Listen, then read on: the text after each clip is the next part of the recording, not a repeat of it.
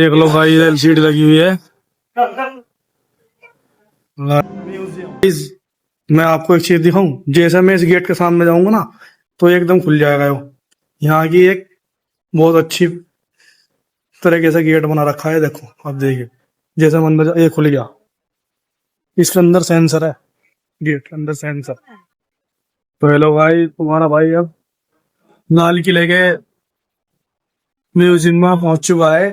ये देख लीजिएगा लाइव, अंदर है हम फिलहाल म्यूजियम में। देख लो भाई।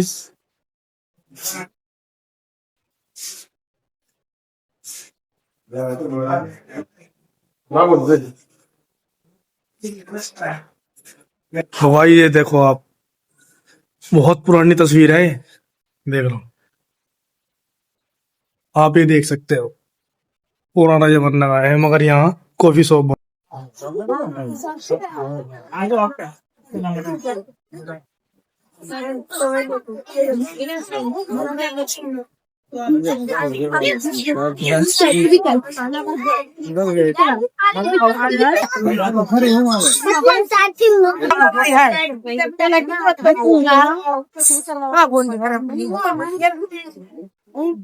तो बच्चे सही है